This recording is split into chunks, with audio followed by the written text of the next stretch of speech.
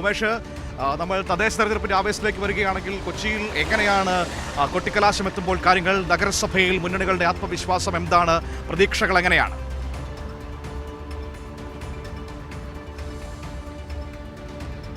മനു, ഏതാണ്ട് 27 ദിവസം നീണ്ട പ്രചാരണ പ്രവർത്തനങ്ങൾക്ക് അത് ഇന്ന് സമാപനമാവുകയാണ്. കൊട്ടിക്കലാശിക്കാൻ ഒരുങ്ങുകയാണ്. പരസ്യ പ്രചാരണം ഇന്ന് എറണാകുളത്തും അവസാനിക്കുകയാണ്. പ്രത്യേകിച്ച് ഇടതുമുന്നണി വലിയ ആത്മവിശ്വാസമാണ്. കാരണം കൊച്ചി കോർപ്പറേഷൻ ഉൾപ്പെടെ നടപ്പാക്കിയ വികസന നേട്ടങ്ങൾ മുൻനിർത്തി തന്നെയാണ് ഇടതുമുന്നണി പ്രചാരണം സജീവമാക്കുന്നത്. കാരണം കോർപ്പറേഷൻ എടുത്തു പറയാനായി ഒരു പിടി നേട്ടങ്ങൾ ഉണ്ട്. ഇപ്പോൾ ലാലൂരിൽ ജനങ്ങൾ സംസാരിക്കുന്നത് മനു പറഞ്ഞു. സമാനമായ സാഹചര്യം ഇവിടെ ബ്രഹ്മപുരത്ത് ഉണ്ടായിരുന്നു. അത് ആർക്കും മറക്കാൻ കഴിയാത്ത ഒന്നായിരുന്നു ബ്രഹ്മപുരത്തെ മാലിന്യമല എന്ന് പറയുന്നത്. നിരവധി വർഷങ്ങൾ കൊണ്ടുണ്ടായ ആ മാലിന്യമല ഇന്ന് അവിടെ ഒരു പൂങ്കാവനമാക്കും എന്ന് നേരത്തെ സർക്കാരും കോർപ്പറേഷനും ഒക്കെ പറഞ്ഞതാണ്. അക്ഷരാർത്ഥത്തിൽ അവിടെ പൂങ്കാവനമായ കാഴ്ച അത് നേരിട്ട് കാണാൻ കഴിയും. ഏതാണ്ട് 1 മണിക്കൂർ കഴിയുമ്പോൾ മേയറടക്കം അവിടേക്ക് വരുന്നുമുണ്ട്. അത്തരത്തിൽ ബ്രഹ്മപുരം മാത്രമല്ല, കോർപ്പറേഷൻ നടപ്പാക്കിയ സമൃദ്ധി പദ്ധതി വളരെ ജനകീയമായ ഒന്നായിരുന്നു. ഷീ ലോഡ്ജ്, തുരുത്തി ഫ്ലാറ്റ്, അങ്ങനെ നിരവധി പദ്ധതികൾ ഉണ്ട്.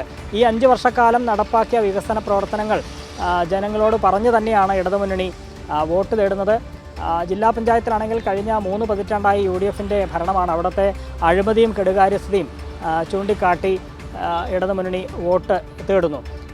എന്നാൽ UDFനെ സംബന്ധിച്ച് വലിയ പ്രതിസന്ധി നേരിടുന്നത് ഒട്ടേറെ പ്രശ്നങ്ങളുണ്ട്. ഒന്ന്, വിമതരുടെ ശല്യമാണ്.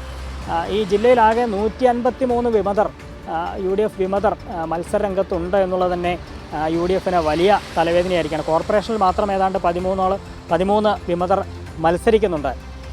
ഇതുകൂടാതെ ഒട്ടേറെ പ്രശ്നങ്ങൾ അവർ നേരിടുന്നു.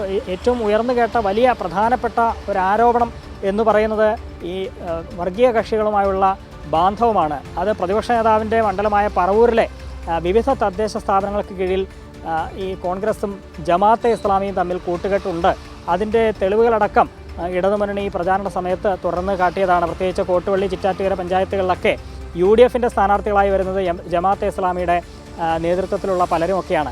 അത്തരത്തിലുള്ള രഹസ്യബാന്ധവം ഉണ്ട്. അതുകൂടാതെ പറവൂരിലെ പല മുനിസിപ്പാലിറ്റിയിലെ പല വാർഡുകളിലും BJPക്ക് സ്ഥാനാർത്ഥിയില്ലാത്ത സാഹചര്യം. ഇതൊക്കെ ഒരു ധാരണയുടെ പുറത്താണ് അത്തരത്തിലുള്ള നീക്കങ്ങൾ, അത്തരത്തിലുള്ള ബാന്ധവങ്ങൾ എന്ന് ഇടതുമുന്നണി തുറന്നു കാട്ടിയതാണ്. ഏറ്റവും ഒടുവിൽ ഇന്നലെ ഇടതുമുന്നണി ഒരു വാർത്താ സമ്മേളനം നടത്തിയിട്ടുണ്ടായി. ജില്ലയിലെ പ്രത്യേകിച്ച് കോർപ്പറേഷൻ്റെ തെരഞ്ഞെടുപ്പിൻ്റെ ജനറൽ കൺവീനറായ അനിൽകുമാറിൻ്റെ നേതൃത്വത്തിൽ ഇന്നലെ മാധ്യമങ്ങളെ കണ്ടപ്പോൾ അദ്ദേഹം ചൂണ്ടിക്കാട്ടിയത് ഈ കോർപ്പറേഷനിലും അത്തരത്തിലുള്ള സഖ്യം ഉണ്ട് എന്നുള്ളതാണ്.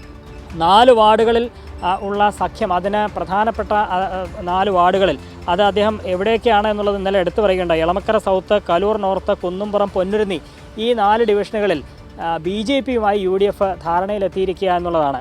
ഇതിൽ പൊന്നുരുന്നി ഒഴിച്ച് മറ്റ് 3 ഇടങ്ങളിലും ഈ UDF സ്ഥാനാർത്ഥിക്ക് വേണ്ടി BJP അവർ സഹായിക്കുന്നു. പകരം പൊന്നുരുന്നിയിൽ BJPയെ UDF സഹായിക്കും. പൊന്നുരുന്നിയിലെ സ്ഥാനാർത്ഥിക്കൊരു പ്രത്യേകതയുണ്ട്.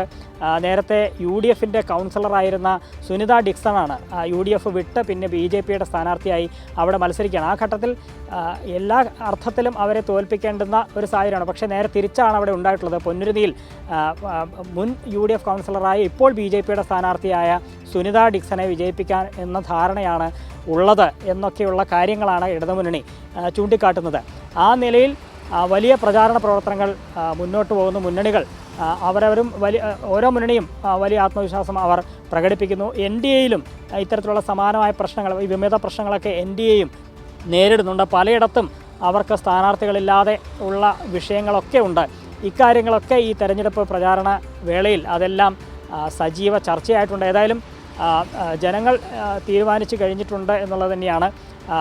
മറ്റന്നാൾ എല്ലാവരും പോളിംഗ് ബൂത്തിലേക്ക് എത്തുമ്പോൾ ആർക്ക് വോട്ട് ചെയ്യണം? ഇപ്പോൾ കോർപ്പറേഷനിൽ ഇടതുമുന്നണിയുടെ തുടർഭരണം തന്നെയാണ് ഇടതുമുന്നണി പ്രതീക്ഷിക്കുന്നത്. അത്തരത്തിലുള്ള പിന്തുണ ജനങ്ങളുടെ ഭാഗത്തു നിന്ന് ഉണ്ടാകും എന്നാണ് കരുതുന്നത്. മറ്റ് ജില്ലയെ അപേക്ഷിച്ച് എറണാകുളം ജില്ലയിൽ UDFനാണ് ചെറിയ മേൽക്കൈ ഉള്ളത്. ഇപ്പോൾ ജില്ലാ പഞ്ചായത്തിലാണെങ്കിലും നഗരസഭകളിലാണെങ്കിലും കൂടുതൽ തദ്ദേശ സ്ഥാപനങ്ങളും അധികാരം കൈയാളുന്നത് UDFാണ്. പക്ഷേ അവിടെയൊക്കെ ഇത്തവണ മാറ്റം ഉണ്ടാകും.